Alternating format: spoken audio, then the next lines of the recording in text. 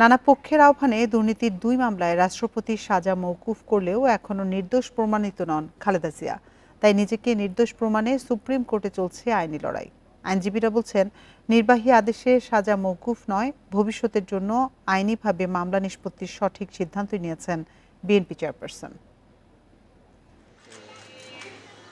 Zia orphanage ও charitable trust 2 মামলায় খালেদা জিয়ার সাজা হয় 17 বছর। এর মধ্যে কারাবাস হয়েছে 25 মাস। তারপর সরকারের নির্বাহী আদেশে ছিলেন গুলশানের বাসায়। তবে 5 আগস্ট শেখ হাসিনার সরকার পতনের পরদিনই সাংবিধানিক ক্ষমতা বলে খালেদা জিয়ার সাজা মওকুফ করেন রাষ্ট্রপতি।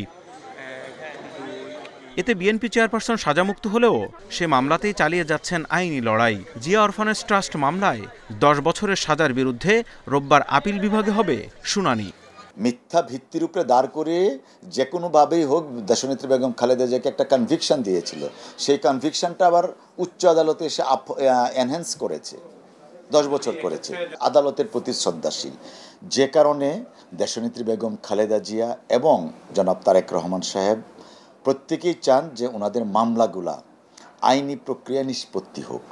আইনজীবীরা বলছেন, সাজার রায়ে রয়েছে আসামিকে দোষী সাব্যস্ত ও দণ্ড দেওয়ার মতো 2টি দিক। তাই রাষ্ট্রপতি স্বপ্রণোদিত হয়ে সাজা মওকুফ করলেও তিনি নির্দোষ কিনা তা নির্ধারণের এখতিয়ার শুধু আদালতের। সেজন্যই আইনি পথেই নিজেকে নির্দোষ প্রমাণ করতে চান খালেদা জিয়া। 2টা জিনিস, ফার্স্ট আপনাকে কনভিক্ট যদি হন তখন সাজার প্রশ্ন, তাহলে ওনার সাজা মওকুফ হয়েছে, ওনার কনভিকশন তো রয়ে গেছে। উনি যদি নির্দোষ সাব্যস্তে কোর্ট থেকে খালাস হন, তাইলে বুঝতে হবে যে ওনাকে অন্যায়ভাবে এই মামলায় জড়িত করা হয়েছিল। বিএনপির আইনজীবীরা বলছেন, শুধু নিজের জন্য নয়, দল ও সমর্থকদের ভবিষ্যতের কথা ভেবেই আইনি পথেই মামলা নিষ্পত্তি চান চেয়ারপারসন। তিনি কোনো অবস্থাতেই দোষ করেন নাই এবং তিনি তাকে রাজনৈতিক উদ্দেশ্য প্রণোদিতভাবে এই সাজা দেওয়া হয়েছে। এই ভার্ডিক্ট তার জন্য ভবিষ্যতের জন্য প্রয়োজনীয়তা রয়েছে। মামলা দুটির মেরিট পর্যালোচনা করে অনেক আইনজীবীরই মত, জিয়া অরফানেজ ও চ্যারিটেবল ট্রাস্টের টাকা আত্মসাৎ হয়নি। তাই আপিলে খালাস পেতে পারেন খালেদা জিয়া। Zahidul Bashar, Independent News, Dhaka. অন্তর্বর্তী সরকারকে ব্যর্থ করতে ফ্যাসিবাদের দোসররা এখনো দেশে বিদেশে চক্রান্ত করছে বলে মন্তব্য করেছেন বিএনপির ভারপ্রাপ্ত চেয়ারম্যান তারেক রহমান। শুক্রবার নয়াপল্টনে শোভাযাত্রার আগে সমাবেশে ভার্চুয়ালি বক্তব্যে তিনি এ মন্তব্য করেন। অন্তর্বর্তী সরকার জনগণের প্রত্যাশা পূরণে কার্যকর ব্যবস্থা নেবে বলেও আশা প্রকাশ করেন তিনি। জাতীয় বিপ্লব ও সংহতি দিবস উপলক্ষে নয়াপল্টনের কেন্দ্রীয় কার্যালয়ের সামনে সংক্ষিপ্ত সমাবেশ করে বিএনপি। সমাবেশে বক্তব্য রাখেন বিএনপির কেন্দ্রীয় নেতারা। এ সময় লন্ডন থেকে ভার্চুয়ালি যোগ দিয়ে দলের ভারপ্রাপ্ত চেয়ারম্যান তারেক রহমান বলেন, ভোটাধিকার প্রতিষ্ঠিত না হলে জনগণ গণতন্ত্রের সুফল পাবে না।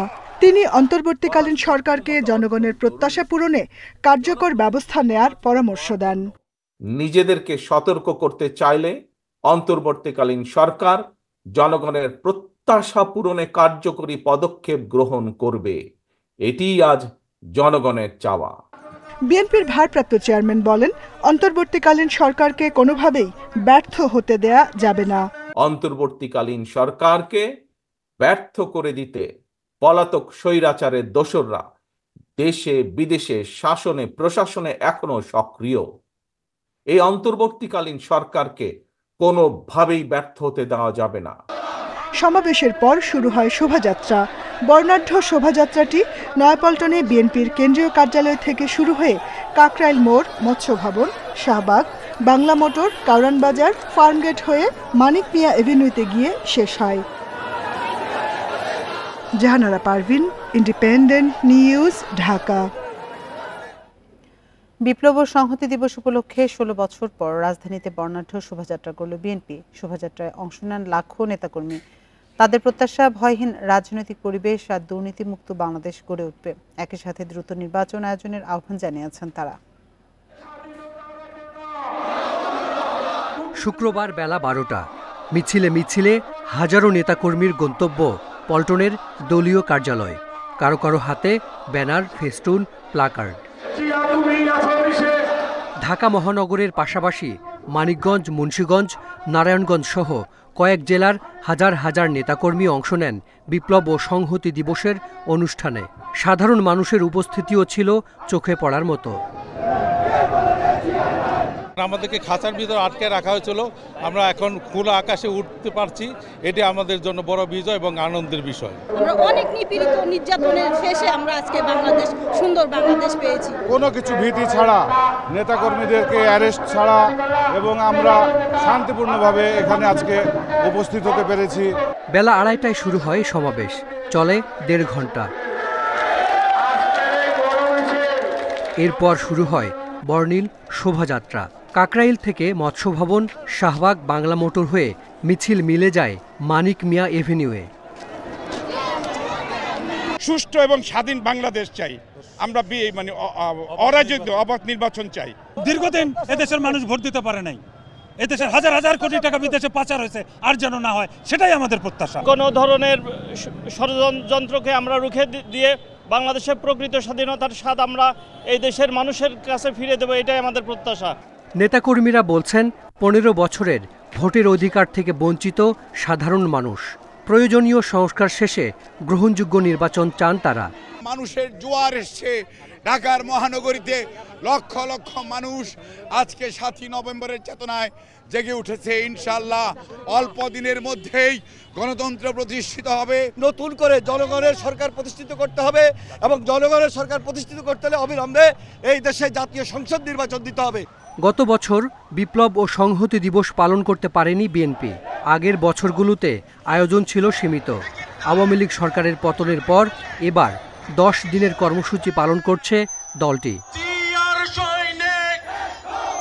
Hasan Misbah, independent News, Dhaka. ঝিনাইদহের কালীগঞ্জে আধিপত্য বিস্তার নিয়ে বিএনপির দুপক্ষের সংঘর্ষে অন্তত 6 জন আহত হয়েছে। শুক্রবার সন্ধ্যায় উপজেলার কোলা বাজারে এ ঘটনা ঘটে। পুলিশ ও স্থানীয়রা জানায়, আধিপত্য বিস্তার নিয়ে কোলা ইউনিয়ন বিএনপির সাবেক সাধারণ সম্পাদক শুকুর আলী ও উপজেলা যুবদলের সদস্য আব্দুল জলিলের মধ্যে দীর্ঘদিন ধরেই বিরোধ চলছিল। এর জেরে শুকুর আলীর সাথে জলিলের কথা কাটাকাটি হয়। এক পর্যায়ে তাদের অনুসারীদের মধ্যে সংঘর্ষ শুরু হয়। পরে পুলিশ খবর পেয়ে ঘটনাস্থলে গিয়ে পরিস্থিতি নিয়ন্ত্রণে আনে। আহতদের উদ্ধার করে ভর্তি করা হয় উপজেলা স্বাস্থ্য কমপ্লেক্সে। অপ্রীতিকর পরিস্থিতি এড়াতে এলাকায় অতিরিক্ত পুলিশ মোতায়েন রয়েছে।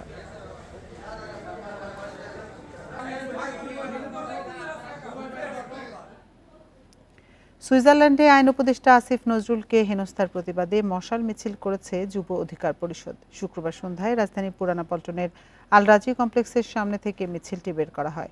পল্টন মোড়, প্রেস ক্লাব, বিজয়নগর ঘুরে আবার আল রাজি কমপ্লেক্সের সামনে শেষ হয় এই মিছিল। পরে সেখানে সংক্ষিপ্ত সমাবেশের আয়োজন করা হয়। এ সময় নেতারা বলেন, গণ অভ্যুত্থানের মুখে শেখ হাসিনা পালিয়ে গেলেও তার দোসররা এখনও নানা ষড়যন্ত্র করে বেড়াচ্ছে।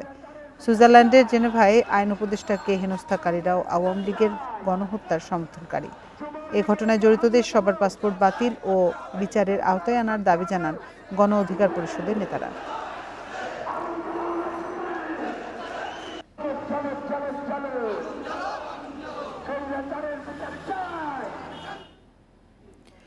বিএনপির ভাইস চেয়ারম্যান গিয়াসউদ্দিন কাদের চৌধুরীর বিরুদ্ধে চাঁদা দাবি ও নির্যাতনের অভিযোগ ভিত্তিহীন বলে দাবি করেছেন মামলার বাদী প্রবাসী ব্যবসায়ী মোহাম্মদ ফোরকান। মারধরকারীদের মধ্যে গিয়াসউদ্দিন কাদের চৌধুরী নেই বলে জানিয়েছেন তিনি। শুক্রবার গণমাধ্যমে পাঠানো এক বিবৃতিতে ফোরকান বলেন, তাকে বিতর্কিত করতেই মামলায় গিয়াসউদ্দিনের নাম ঢুকিয়ে দেওয়া হয়েছে। এই রপ্তানিকারকদের দাবি ষড়যন্ত্র করে পরিকল্পিত মিথ্যাচারের অংশ করা হয়েছে তাকে। ঘটনার সিসি ক্যামেরার ফুটেজ আইনশৃঙ্খলা রক্ষাকারী বাহিনীর কাছে রয়েছে বলেও জানান তিনি।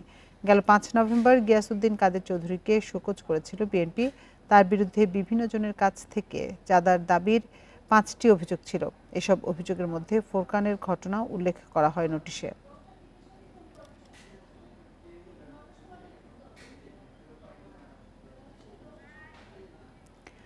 বাংলাদেশ শিল্পকলা একাডেমির সামনে বাংলাদেশ গ্রুপ থিয়েটার ফেডারেশনের প্রতিবাদ সমাবেশে ডিম ছুঁড়ে মারা ঘটনা ঘটেছে। তবে কারা এই ঘটনা ঘটিয়েছে সে বিষয়ে তাৎক্ষণিকভাবে জানা যায়নি। শুক্রবার বিকেলে এই ঘটনা ঘটে। এ সময় নাট্যকার ও অভিনেতা মামুনুর রশিদকে আওয়ামী লীগের দোসর উল্লেখ করে প্রতিবাদ জানায় একটি পক্ষ। দুই পক্ষ মুখোমুখি অবস্থান নেয় সেনাবাহিনী ও পুলিশ সদস্যরা পরিস্থিতি নিয়ন্ত্রণে আনেন। ঘটনার প্রতিবাদে 15 নভেম্বর সারা দেশে প্রতিবাদ সভা ঘোষণা করেছে বাংলাদেশ গ্রুপ থিয়েটার ফেডারেশন।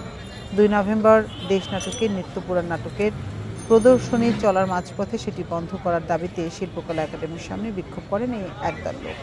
এই পরিস্থিতির মধ্যে দর্শকদের নিরাপত্তার কথা ভেবে নাটকটি বন্ধ করে দিয়েছিল শিল্পকলা কর্তৃপক্ষ। এর প্রতিবাদে শুক্রবার সমাবেশের আয়োজন করে গ্রুপ থিয়েটার ফেডারেশন।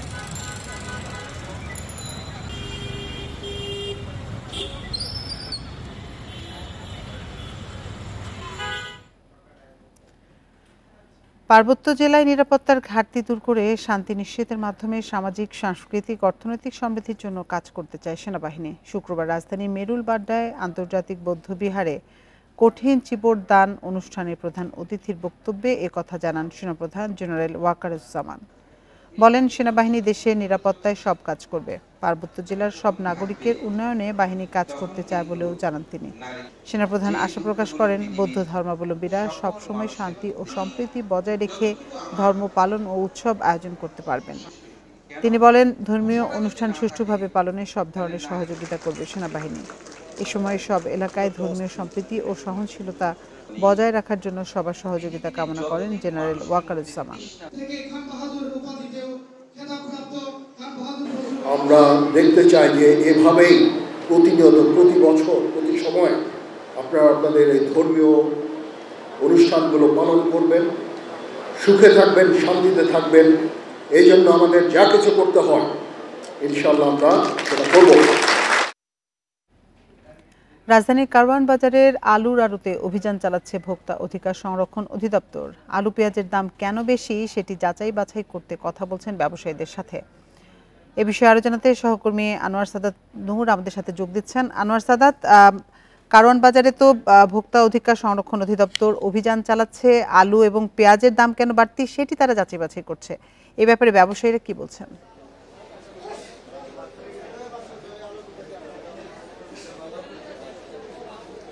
গতকাল কারওয়ান বাজারের ঘুরে আমরাই দেখেছিলাম যে খুচরা বাজারে আলু সর্বোচ্চ ৭৫ টাকা দরে বিক্রি হচ্ছিল। সেখানে ৬৫ টাকা বা ৬৫ থেকে ৭০ টাকা দর পর্যন্ত কিন্তু খুচরা বাজারে, পাইকারি বাজারে বিক্রি হচ্ছিল। এরকম সংবাদ গতকালকে বিভিন্ন গণমাধ্যমে ছড়িয়ে পড়লে বা কালকে আলুর বাজার নিয়ে কিন্তু একটি উত্তেজনা সৃষ্টি হলে আজকে সেই তার পরিপ্রেক্ষিতে কিন্তু ভোক্তা অধিকার সকাল থেকেই বেলা ৮টা নাগাদ থেকে এই কারওয়ান বাজারের যে আলুর আড়ত, পাইকারি যেখানে আলু বিক্রি করা হয় অন্যান্য ব্যবসায়ীদের কাছে বা যেখান থেকে কোল্ড স্টোরেজ থেকে নিয়ে আসা হয় সেই আড়তে কিন্তু ভোক্তা অধিকার সকাল থেকেই অভিযান পরিচালনা করছেন।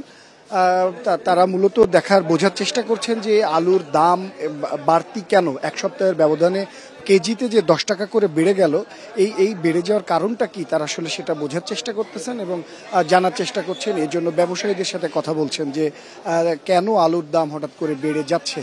তো ব্যবসায়ীরা তাদের মতো তাদের যে যুক্তি এবং উত্তর দিচ্ছেন, তারা বলছেন যে তাদের কোল্ড স্টোরেজ থেকে আনতে হচ্ছে বেশি দামে, ফলে তারা বিক্রি করছেন বেশি।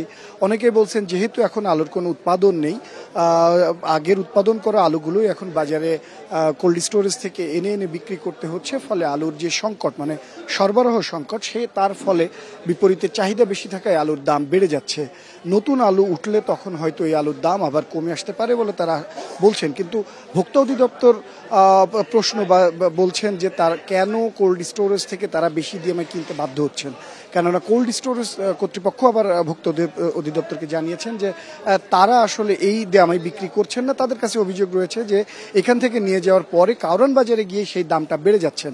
তো এই যে কোল্ড স্টোরেজ পক্ষ এবং কারওয়ান বাজারে যারা পাইকারি রেটে বিক্রি করেন, এদের মধ্যে যে দামটা কোথা থেকে বেড়ে যাচ্ছেন সেটা ভোক্তা অধিকার জানার চেষ্টা করছেন। এর জন্য তারা, আমরা খেয়াল করে দেখলাম যে ক্যাশ মেমোটাকে তারা একটা দালিলিক প্রমাণ হিসেবে দেখতে চাচ্ছেন এবং সেটি বুঝে নিতে চেষ্টা করছেন যে কারওয়ান বাজারে যারা পাইকারি ব্যবসা করেন তারা বিক্রির সময় সেই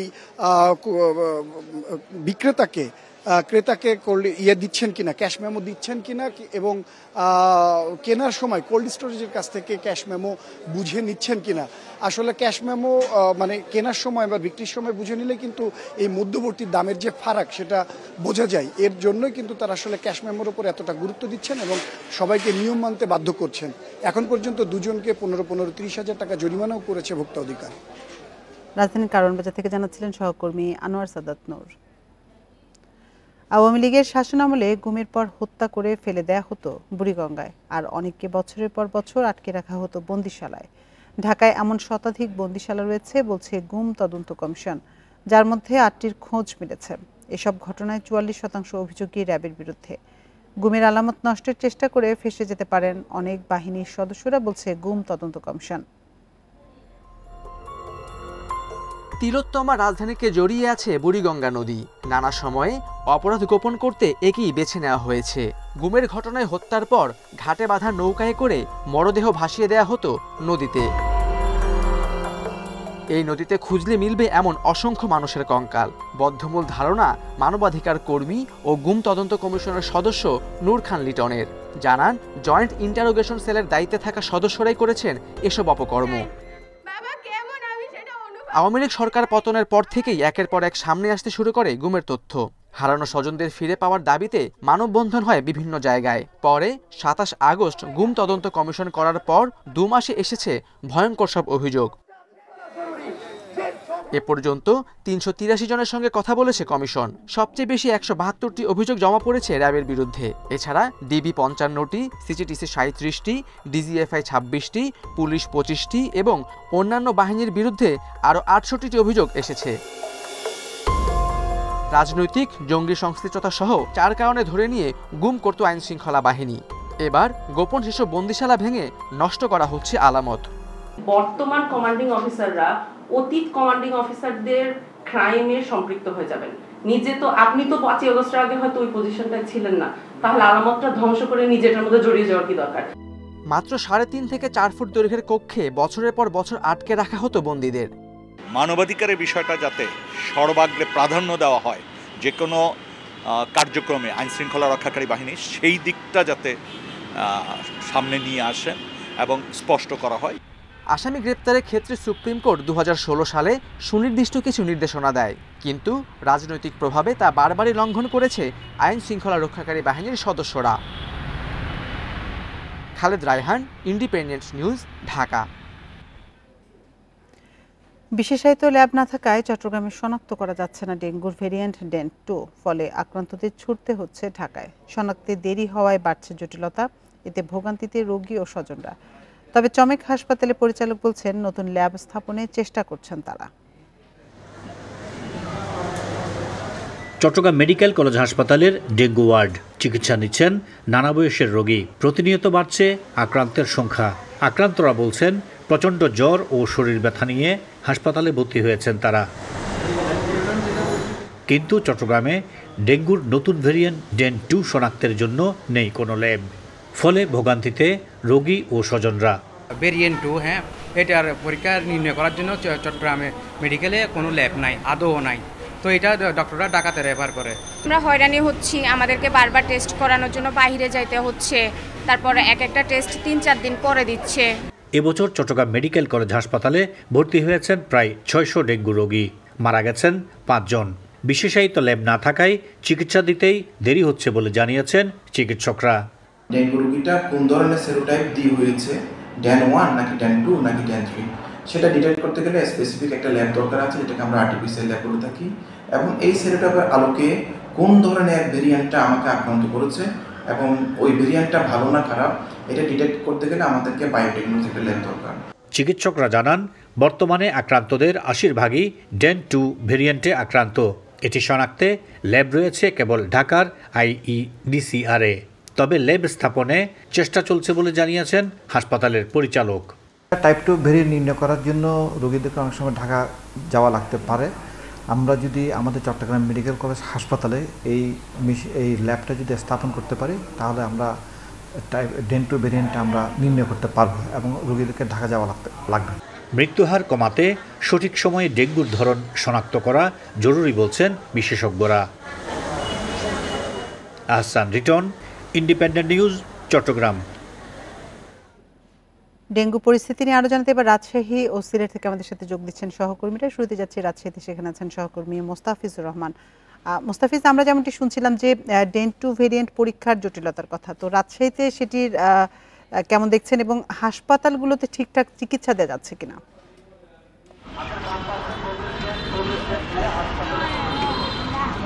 দেখুন, রাজশাহীতে এখন পর্যন্ত রাজশাহী বিভাগের কথা যদি বলা হয়ে থাকে, এখানে 3000-এর অধিক কিন্তু ডেঙ্গুতে আক্রান্ত রোগী তারা চিকিৎসা নিয়েছেন এবং চলতি মৌসুমে অর্থাৎ এখন পর্যন্ত 5 জন রোগী মারা গেছে, এরকম তথ্য আমাদের কাছে রয়েছে।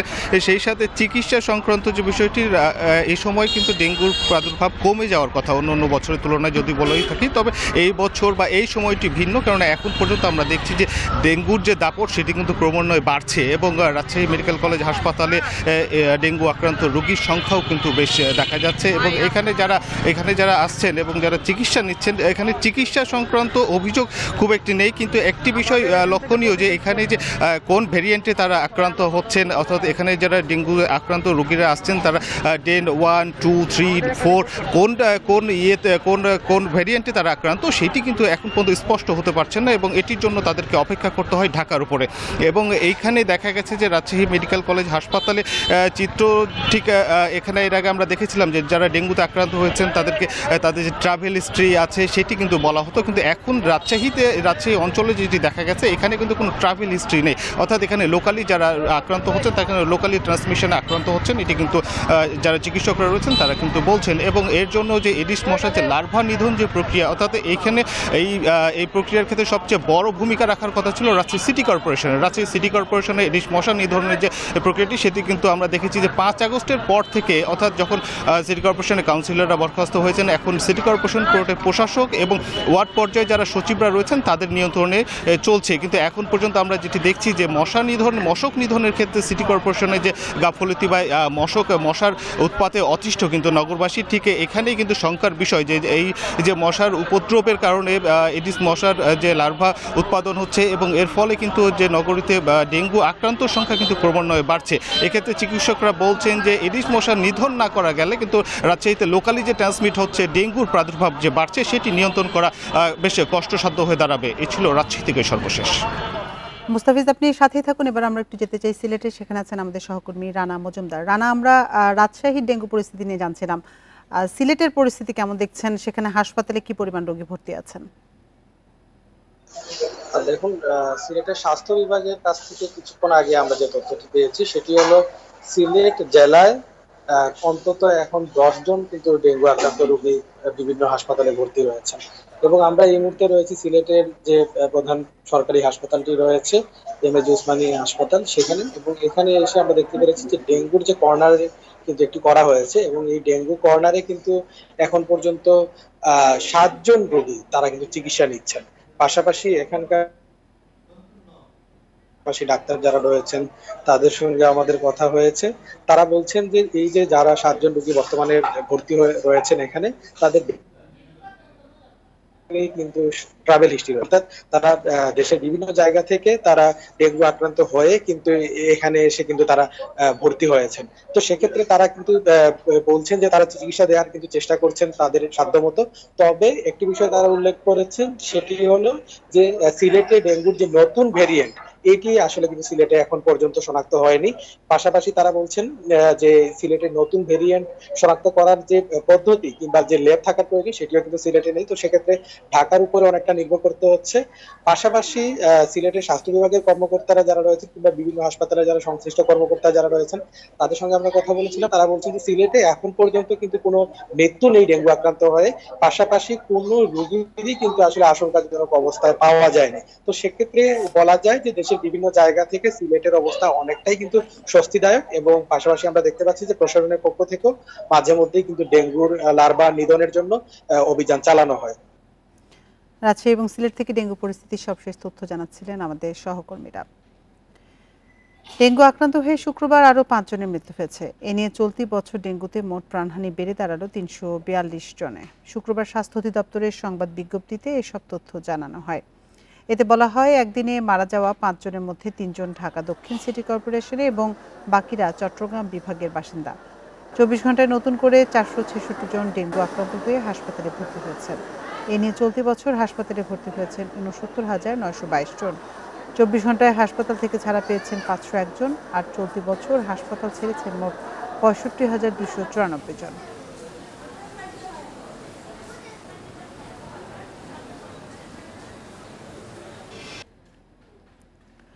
3 বছরে সর্বনিম্ন প্রবৃদ্ধি হয়েছে বেসরকারি খাতে। সেপ্টেম্বরে এ খাতের ঋণ প্রবৃদ্ধি কমে দাঁড়ায় 9.20%। বাংলাদেশ ব্যাংকের হালনাগাদ প্রতিবেদনে উঠে এসেছে তথ্য। ঊর্ধ্বমুখী সুদ হার, আমদানি কমে যাওয়া এবং রাজনৈতিক পট পরিবর্তনের কারণে নতুন বিনিয়োগেও আগ্রহ হারাচ্ছে বেসরকারি খাত। মূল্যস্ফীতি মোকাবেলায় বেসরকারি খাতের ঋণ প্রবৃদ্ধির লক্ষ্যমাত্রা 10% থেকে কমিয়ে 9.80% নির্ধারণ করেছে কেন্দ্রীয় ব্যাংক। তবে সেপ্টেম্বরে বেসরকারি খাতের ঋণ প্রবৃদ্ধি ছিল লক্ষ্যমাত্রার নিচে। বাংলাদেশ ব্যাংকের হালনাগাদ প্রতিবেদনে বলা হয়, সেপ্টেম্বরে এ খাতের ঋণ প্রবৃদ্ধি কমে 9.20% নেমেছে, যা গত 3 বছরের সর্বনিম্ন। 2021 সালের সেপ্টেম্বরে প্রবৃদ্ধি ছিল 8.77%। চলতি অর্থ বছরের প্রথম 3 মাসে মূলধনী যন্ত্রপাতির আমদানির এলসি খোলা কমেছে প্রায় 41%। খাত সংশ্লিষ্টরা বলছেন, জুলাই-আগস্ট আন্দোলনের পর রাজনৈতিক পরিস্থিতি স্থিতিশীল হয়নি, এ কারণে কেউ বিনিয়োগ করতে চাইছে না। এছাড়া মূল্যস্ফীতি নিয়ন্ত্রণে কেন্দ্রীয় ব্যাংক ধারাবাহিকভাবে নীতি সুদহার বাড়াচ্ছে। এতে ব্যাংক ঋণের সুদহার অনেক বেড়েছে, তাই উচ্চ ঋণ নিয়ে বিনিয়োগে আগ্রহ পাচ্ছেন না ব্যবসায়ীরা। এত হাই ইন্টারেস্ট রেটে কেউ বিনিয়োগে যাবে না, বরঞ্চ এক্সিস্টিং যে বিনিয়োগ আমাদের আছে সেই বিনিয়োগটাই এখন হুমকির মুখে পড়ে গেছে। এখন যে ব্যবসা বাণিজ্যের যে পরিস্থিতি, এই পরিস্থিতিতে ঋণের কিস্তি পরিশোধ করা এটা খুব ডিফিকাল্ট। ম্যাক্সিমাম লোকজনই এটা ফিল করবে। আন্দোলন ও সুদহার বৃদ্ধি ছাড়াও গ্যাসের দাম বেড়ে যাওয়া এবং অনেক জায়গায় ঠিক মতন বিদ্যুৎ না পাওয়ার বিষয়টিও বিনিয়োগে প্রভাব ফেলছে বলে মনে করছেন সংশ্লিষ্টরা। ইফাতারা, ইন্ডিপেন্ডেন্ট নিউজ। এদিকে নিত্যপণ্যের বাজারেও ফিরছে না স্বস্তি। আলু, পেঁয়াজ আসছে না লাগালে, বাড়তি চালের দামও। এসব পণ্য আমদানি ও পাইকারি বাজারে এর প্রভাব নিয়ে জানবো সহকর্মীদের কাছ থেকে।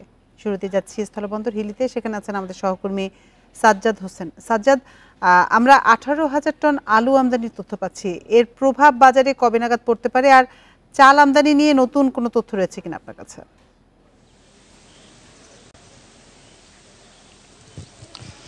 জি, আপনি জানেন যে গত কদিন থেকে কিন্তু হিলি স্থলবন্দর দিয়ে আলু আমদানি অব্যাহত রয়েছে। তবে গত দুদিন থেকে কিন্তু আলুর আমদানি পরিমাণটা বৃদ্ধি পেয়েছে। আমরা দেখেছি যে বুধবারে প্রায় 36টা আলু আমদানি হয়েছে, যার পরিমাণ ছিল 917 মেট্রিক টন, এবং বৃহস্পতিবারে প্রায় 71 গাড়ি আলু আমদানি হয়েছে, যার পরিমাণ প্রায় 1817 মেট্রিক টন। অর্থাৎ হিলি স্থলবন্দর দিয়ে আলুর আমদানিটা বাড়ছে। আর দামের বিষয়টি যদি বলি, আমরা দেখেছি গত মঙ্গলবারেও প্রতি কেজি আলু পাইকারি হিলি স্থলবন্দরে বিক্রি হয়েছিল 55 থেকে 57 টাকার মধ্যে। তো আলুর আমদানি কিছুটা বৃদ্ধি হওয়ার কারণে আমরা বৃহস্পতিবারে কিছুটা দাম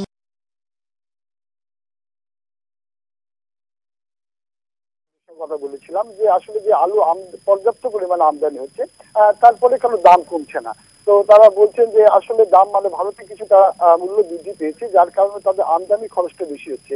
এই আমদানি খরচ বেশি হওয়ার কারণে কিছুটা দাম বাড়তি দামে তাদেরকে বিক্রি করতে হচ্ছে। আরেকটি বিষয়, যে দেশে যে কোল্ড স্টোরেজ গুলো রয়েছে, সেই কোল্ড স্টোরেজ গুলো থেকে আলু যে সরবরাহ সেটি কিন্তু অনেকটাই কম রয়েছে বাজারে, যার কারণে ভারতীয় আলুর কিন্তু একটু চাহিদা রয়েছে। এই চাহিদার কারণে কিন্তু দামটা একটু বাড়তি। আপনি জানেন যে হিলি স্থলবন্দরে বিভিন্ন এলাকা থেকে কিন্তু পাইকাররা আসে এবং এখান থেকে তারা আলু ক্রয় করে তারা কিন্তু বিভিন্ন দোকানে নিয়ে যায়। আমি দু একজন পাইকারের সঙ্গে কথা বলছি, তো তারা বলছেন যে আসলে যেভাবে আলু আমদানি হচ্ছে সেভাবে কিন্তু দামটা কমছে না। যদি বাজার যদি একটু তদারকি যদি করা হয়, সেক্ষেত্রে কিন্তু ভালো একটা প্রভাব পড়বে এবং দামটাও কিছুটা কমে আসবে। হিলি থেকে জানাচ্ছিলেন আমাদের সহকর্মী সাজ্জাদ হোসেন। এবার চট্টগ্রাম থেকে আমাদের সাথে যোগ দিচ্ছেন সহকর্মী আব্দুল্লাহ রাকিব। রাকিব, চাল, আলু, পেঁয়াজের বাড়তি দামের কথা আমরা জানি, পাইকারি বাজারে আমদানি কেমন দেখছেন, দামের কি অবস্থা সেখানে? চট্টগ্রামে পাইকারি বাজারে আমরা যদি যেটি কথা বলতে পারি, পেঁয়াজ, যেটি জাতীয় রাজস্ব বোর্ড থেকে কয়েকদিন আগে একটি প্রজ্ঞাপন জারি করেছিল এবং নির্দেশনা পেঁয়াজের উপর সব ধরনের শুল্ক আছে সে শুল্ক আরোপ তুলে নেওয়া হয়েছে। ফলে এটির প্রভাব আসলে আমরা পাইকারি বাজারে প্রভাব পড়তে দেখেছি। খাতুনগঞ্জ চট্টগ্রামের যেটি সবচেয়ে বড় পাইকারি ভোগ্যপণ্যের বাজার, সেখানে পেঁয়াজের আমদানিকারকরা আছেন এবং যারা পাইকাররা আছেন তারা বলছেন যে কেজিতে যে পেঁয়াজ, অর্থাৎ কেজিতে 2 থেকে 3 টাকা করে কমেছে প্রতিটি পেঁয়াজ। বিশেষ করে চট্টগ্রামের বাজারে আমদানিকৃত পেঁয়াজেরই চাহিদা সবচেয়ে শীর্ষে, এবং এর মধ্যে ভারতের পেঁয়াজ, মিশরের পেঁয়াজ, পাকিস্তান এবং চীন, এই 4টি দেশের পেঁয়াজের চাহিদা সবচেয়ে বেশি থাকে এবং সবচেয়ে ভারতীয় পেঁয়াজ যেটি আসলে 105 টাকায় গত সপ্তাহে বিক্রি হয়েছিল সেটি গতকাল এবং আজকে বাজারে বিক্রি হচ্ছে 102 থেকে 3 টাকায় মানভেদে, এবং অন্যান্য পেঁয়াজ যেটি 65 টাকা ছিল সেটি আসলে 75 টাকা, এখন 75 টাকা ছিল সেটি এখন 65 টাকায় বিক্রি হচ্ছে সব বলা চলে। কিন্তু আমরা সেটির প্রভাব চট্টগ্রামের যে খুচরা বাজারগুলো আছে সেখানে খুব একটা পড়তে দেখিনি। সেখানে এখনও পেঁয়াজ মানভেদে 105 থেকে 110 টাকায় বিক্রি হচ্ছে, এবং বিক্রেতারা যারা বলছেন, খুচরা বিক্রেতারা বাজারগুলো, তারা বলছেন আসলে পাইকার থেকে তাদেরকে বেশি দাম দিয়ে কিনতে হচ্ছে। এখনও পেঁয়াজের যে মূল্য শুল্ক প্রত্যাহারের যে বিষয়টি সেটি এখনও তাদের মূল্যের মধ্যে আসছে না, এবং তারা বলছেন তাদেরকে আসলে খুচরাতে কিছু লোকসানও দিতে হয়, কারণ বিভিন্ন বস্তায় কয়েক কেজি পেঁয়াজ পচা পড়ে, সেক্ষেত্রে তাদেরকে সেই জিনিসগুলো দিতে হয়। আমরা যদি আলুর বাজারও দেখি, আলুর বাজার কিছুটা কম, যেহেতু নতুন করে পেঁয়াজের আলুর সরবরাহ বেড়েছে এবং অন্যান্য যে পণ্যগুলো আছে সেই পণ্যগুলোর আসলে সরবরাহ বাড়ার কারণে কিছুটা দাম কমতির দিকে। তবে পেঁয়াজের বাজার এখনও স্থিতিশীল বলা চলে, আগের মতোই আছে কিছুটা খুচরা বাজারে, তবে পাইকারিতে সেটি কমেছে বলে আমাদেরকে পাইকাররা দাবি করেছে। তো চট্টগ্রামে এছাড়া যে সবজির পণ্যের বাজার সেটিও শীতকালের সবজি বাজারে আসার কারণে সেটির দামও কমতে শুরু করেছে। চট্টগ্রাম থেকে বাজার পরিস্থিতি নিয়ে জানাচ্ছিলেন সহকর্মী আব্দুল্লাহ রাকিব। আওয়ামী লীগ সরকার পতনের পর পলাতক ঠিকাদার, স্থবির কুমিল্লা সিটি কর্পোরেশনের উন্নয়নের কাজ, সড়ক, ব্রিজ, কালভার্টের অসমাপ্ত অংশে নষ্ট হচ্ছে সরকারি সম্পদ। এছাড়াও মাঝপথে কাজ ফেলে রাখায় বাড়ছে ভোগান্তি। নগর কর্তৃপক্ষ বলছে দ্রুত কাজ শেষ করার উদ্যোগ নেওয়া হচ্ছে। কুমিল্লা সিটি কর্পোরেশনের নানামুখী উন্নয়নে 2021 সালে 1,500 কোটি টাকারও বেশি উন্নয়ন বরাদ্দ ঘোষণা করে তৎকালীন সরকার। এর আওতায় শুরুতেই প্রায় 450 কোটি টাকার উন্নয়ন কাজ শেষ হওয়ার কথা ছিল 2023-24 অর্থ বছরে। পরে নানা অজুহাতে বাড়ানো হয় আরও 1 বছর সময়। নগরবাসীর অভিযোগ, কুমিল্লা সিটির বেশিরভাগ ঠিকাদারই ছিলেন আওয়ামী লীগ নেতা। 5 আগস্টের পর সিটি মেয়র, কাউন্সিলরদের পাশাপাশি গা ঢাকা দিয়েছে তারাও। ফেলে গেছেন অসম্পূর্ণ রাস্তাঘাট, ফুটপাত, ড্রেন, কালভার্ট। কি করতেছে বুঝে না গেছে, আবার এখানে কালভার্ট একটা করতেছে, এটা হয়েছে না তো। এটা লোকজন চলাচলের কোনো ব্যবস্থাই নেই, খুব কষ্টে দিন কাটাইতেছি আমরা। এটা মেয়রের আত্মীয়, সে কাজ করার পরে তারপরে কাজ যে ধরছে এটার কোনো পরিবর্তনই দেখি না আমরা। নগরবাসীর ভোগান্তি কমাতে ঠিকাদার পরিবর্তন করে কাজ দ্রুত শেষ করার তাগিদ দিচ্ছেন নাগরিক প্রতিনিধিরা। এখন কোনো অজুহাত আমাদের সামনে তোলবার জন্য আসর কাছে সুযোগ আছে বলে আমি মনে করি না। যে কোনো উপায়ে হোক, বিশেষ বরাদ্দ দিয়ে হোক, বিশেষ তৎপরতায় হোক, বিশেষভাবে নতুন করে টেন্ডার করে হোক, পুনর্মূল্যায়ন করে হোক, এই কাজগুলি শেষ করে জনভোগান্তি যেটা এটা কিন্তু কমাতে হবে। সিটি কর্পোরেশন বলছে ঠিকাদাররা প্রকাশ্যে না থাকায় কিছুটা স্থবিরতা থাকলেও আগামী 3 মাসে শেষ হবে সব কাজ। সারা বাংলাদেশে একই চিত্র। এটা হচ্ছে প্রতিষ্ঠান, যখন আমরা কাজগুলো অ্যাওয়ার্ড করি প্রতিষ্ঠানকে করি, কিন্তু ব্যক্তিগত কোনো কন্ট্রাক্টরকে করা হয় না, যেহেতু বড় কাজ তো একটা প্রতিষ্ঠানকে করা হয়। তো প্রতিষ্ঠানের কোনো না কোনো প্রতিনিধি তো আছে, তো সুতরাং তারা কিন্তু কাজগুলা চালাই নিয়ে যাচ্ছে। নাগরিকদের অভিযোগ, বিগত সময়ে রাজনৈতিক প্রভাবের কারণে ঠিকাদাররা কখনোই সময় ও পরিকল্পনা মতো উন্নয়ন কাজ শেষ করেননি। Independent news. ফরিদপুরে বর্ধিত পৌরসভা বাতিল চান বাসিন্দারা। নতুন এলাকায় সড়কে বাতি, ড্রেনেজ ব্যবস্থা ও পয়ঃনিষ্কাশন ব্যবস্থা না থাকার অভিযোগ পৌরবাসীর। কোনো ধরনের সুযোগ সুবিধা না পেলেও খাজনার ট্যাক্স ও বাড়তি কর দিতে হয় পৌরবাসীকে। 2016 সালে সিটি কর্পোরেশন গঠনের জন্য সীমানা বাড়ানো হয় ফরিদপুর পৌরসভার। উপজেলার 12টি ইউনিয়নের প্রত্যন্ত গ্রামের সীমানা নির্ধারণ করে 27টি ওয়ার্ড গঠন হয়। তবে নানা জটিলতায় নতুন এলাকা নিয়ে সিটি কর্পোরেশন অনুমোদন না দেয় ফরিদপুর বর্ধিত পৌরসভা হিসেবে ঘোষণা করা হয়। সাবেক এমপি যাচাই বাছাই ছাড়াই তড়িঘড়ি করে পৌরসভার সীমানা বাড়ান বলে অভিযোগ স্থানীয়দের। কর দিলেও মিলছে না বর্ধিত পৌরসভার সুবিধা। হলো কৃষ্ণনগর ইউনিয়ন, এখন হলো ফরিদপুর পৌরসভার 3 নং ওয়ার্ড। ঠিক আছে, এখন পৌরসভার আমরা কোনো সুযোগ সুবিধাই পাই না। আমাদের কি ক্ষতিটা হয়েছে বুঝানোর মতো কোনো কায়দা আমাদের নেই। রাস্তা একটু লাইট দিছে, তাও ঠিক মতো জ্বলে না, কেউ এসে কোনো তদারকি নেই। সাফাই দিচ্ছে মাথার উপরে, অনেক ব্যয়বহুল। আমাদের এখানে বাসা ভাড়াও চলে না। বিভিন্ন এলাকার নাগরিক সুযোগ সুবিধা বঞ্চিত থাকলেও আগামীতে সিটি কর্পোরেশন হলে উন্নয়নের আশ্বাস দেন পৌর প্রশাসক। বিশেষ শর্তের কারণে ফরিদপুর পৌরসভা এখনো সিটি কর্পোরেশন হিসেবে অনুমোদন পাচ্ছে না।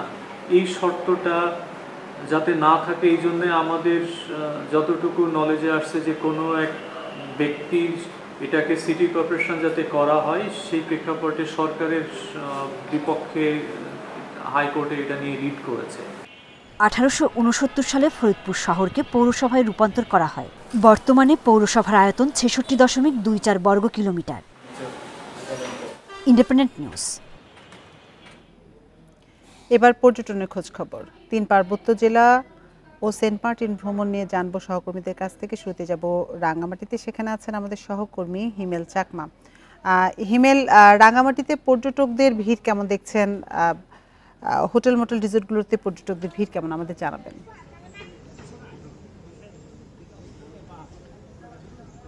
আটিফা, রাঙ্গামাটির পর্যটনের অবস্থা মোটামুটি ভালো বলা যায়। গত 1 নভেম্বর থেকে রাঙ্গামাটিতে যে পর্যটক ভ্রমণের যে উপর যে নিষেধাজ্ঞা সেটা তুলে নেওয়ার পরে আমরা দেখতে পাচ্ছি যে রাঙ্গামাটিতে টুরিস্ট কিন্তু আগমন বেড়েছে। আমরা যদি বিগত সময়গুলোতে যেখানে একেবারে জিরো ছিল সেখানে 50, 60, 70 এই ধরনের আমরা একটু পার্সেন্ট আমরা টুরিস্ট লক্ষ্য করছি। আমি বর্তমানে যেখানে দাঁড়িয়ে আছি এটি হচ্ছে রাঙ্গামাটির ঝুলন্ত ব্রিজ। তো এখানে আসলে আমরা 1 তারিখের আগেও কিন্তু আমরা দেখেছি যে মানুষের সংখ্যা ছিল না, কিন্তু আজকে আমরা দেখতে পাচ্ছি যে মানুষের সংখ্যা কিন্তু বাড়তেছে। আমি রাঙ্গামাটি পর্যটন কর্পোরেশনের যিনি ম্যানেজার আছেন আলোক বিকাশ চাকমা, তার সাথেও আমি কিছুক্ষণ আগে কথা বলছিলাম। তিনি বলছেন যে প্রতিদিন তাদের যে পর্যটন যে ব্রিজটা ঝুলন্ত ব্রিজের 1000-1200 মতো পর্যটক আসতেছে। অন্যদিকে আমরা যে সাজেকের কথা যদি আমরা বলি, সাজেকে টুরিস্টদের সংখ্যা কিন্তু কম না, 60-70% কিন্তু টুরিস্ট আসতেছে। অর্থাৎ প্রতিদিন গড়ে 1,500-1,500-এর উপরে টুরিস্ট যাচ্ছে। আজকেও যেটা জানলাম সেটা হচ্ছে যে 1000-এর উপরে টুরিস্ট কিন্তু সাজেক ভ্রমণে গেছে। পাশাপাশি আমরা রাঙ্গামাটি টুরিস্ট যে স্পটগুলো রয়েছে, পলওয়েল পার্ক, ঝুলন্ত সেতু, আরণ্যক, যে সমস্ত সুবলং, ঝর্ণা, এই সমস্ত এলাকায় আমরা প্রতিদিন কিন্তু টুরিস্ট দেখতে পাচ্ছি। তো যেটা বলা যায় যে রাঙ্গামাটিতে টুরিস্টদের যদি সেটা বলা যায়, রাঙ্গামাটি শহরে টুরিস্টদের যে আগমনটা সেটা কিন্তু আরো বাড়বে বলছেন এখানকার পর্যটন যারা ব্যবসা করছেন। তারা বলছেন যে এটা আরো বাড়বে, কারণ রাঙ্গামাটির যে পর্যটন প্রাকৃতিক সৌন্দর্য দেখার কিন্তু এখনই হচ্ছে সময়। কাপ্তাই যে পানির তৈদমপুর প্লাস পাহাড়ের যে সবুজ প্রকৃতি সবকিছু মিলে এখানকার যে আবহাওয়া, যেটা নাতিশীতোষ্ণ যে পরিবেশ, সেটাও কিন্তু বর্তমানে বিরাজ করছে। যার কারণে এখানে টুরিস্টদের সংখ্যা কিন্তু প্রতিনিয়ত বাড়ছে। যেহেতু সামনে বার্ষিক পরীক্ষা, শিক্ষার্থীদের সেটা শেষ হলে পরে হয়তো আরো বাড়বে, সেটা মনে করছেন যারা পর্যটন সংশ্লিষ্ট আছেন তারা সেটা বলছেন। তো সবকিছু মিলে রাঙ্গামাটির যে পর্যটনের যে বিগত সময়ে অর্থাৎ গত 20 সেপ্টেম্বর থেকে রাঙ্গামাটির যে অস্থিরতা, পর্যটক যেটা শূন্যতা ছিল সেটা কাটিয়ে উঠছে। সবকিছু মিলে রাঙ্গামাটির যে পর্যটনের যে ব্যবস্থাটা অর্থাৎ পর্যটনের আগমনটা সেটা কিন্তু বাড়তেছে। এই বাড়ার কারণে হচ্ছে রাঙ্গামাটি যারা পর্যটন ব্যবসা আছেন তারা আসলে বিগত সময়ের ক্ষতি তারা পুষিয়ে উঠার চেষ্টা করছেন। এই হচ্ছে আমার কাছে রাঙ্গামাটির পর্যটন অবস্থা সর্বশেষ। রাঙ্গামাটি থেকে পর্যটন নিয়ে জানাচ্ছিলেন আমাদের সহকর্মী হিমেল চাকমা। আর এই ছিল এখনকার বিরতিহীন সংবাদ। ইন্ডিপেন্ডেন্ট টেলিভিশনের সব খবরের বিস্তারিত জানতে চোখ রাখুন ফেসবুক, ইউটিউব এবং এক্সে। এতক্ষণ সাথে থাকার জন্য ধন্যবাদ সবাইকে।